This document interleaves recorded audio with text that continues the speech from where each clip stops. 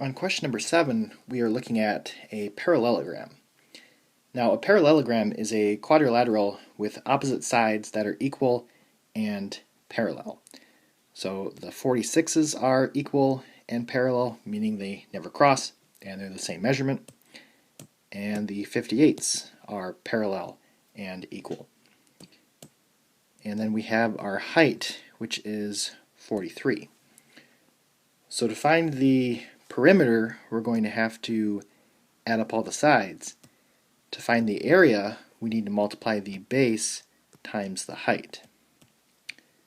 So my perimeter is going to be 2 times 58 plus 2 times 46.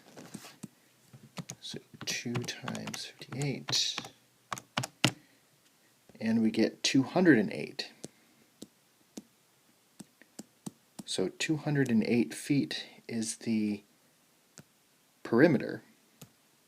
And then to get the area, we need to take the base, which is 58, times the height, which is 43.